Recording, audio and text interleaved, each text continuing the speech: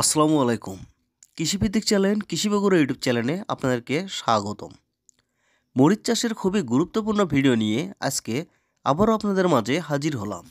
মরিচ গাছে কি সার দিলে মরিচের অধিক ফলন পেতে পারেন, কতদিন পর পর মরিচ গাছে সার দিতে হয়, এইসব বিষয় নিয়ে থাকছে বিস্তারিত আলোচনা। তো চলুন মূল ভিডিওতে চলে যাই। মরিচ গাছে সার দেওয়ার পূর্বে কিছু গুরুত্বপূর্ণ কথা আমাদের জানতে হবে। বন্ধুরা, আবহাওয়া দেখে মরিচ গাছে সার দেওয়া উত্তম।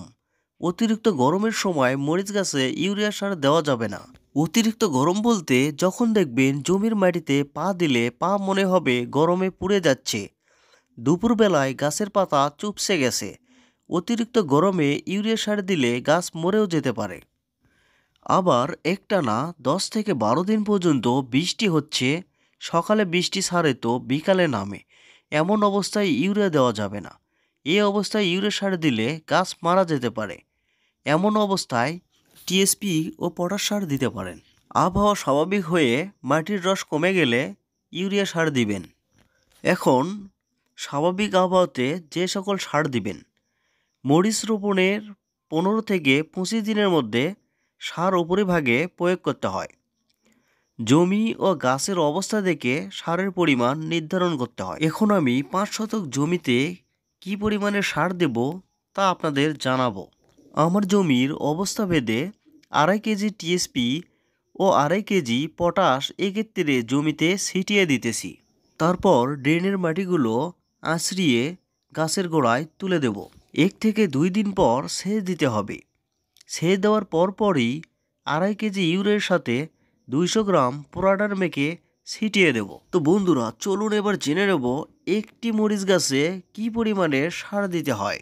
সার প্রয়োগের পূর্বে জমির আগাছা মুক্ত করে নিতে হবে। অতঃপর মরিচ গাছের চারপাশে গোড়া থেকে 5 থেকে 6 ইঞ্চি দূরত্ব রেখে 3 থেকে 4 ইঞ্চি গর্ত করে নিতে হবে। প্রতিটা গাছের গর্তের মধ্যে চারপাশে 20 গ্রাম করে টিএসপি দিতে হবে। আপনারা জানেন যে টিএসপির মধ্যে ফসফরাস থাকে। এটি গাছের কাঠামো শক্ত করে ও প্রচুর ফুল ফল দিতে সহায়তা করে থাকে। এরপরে রয়েছে ইউরিয়া।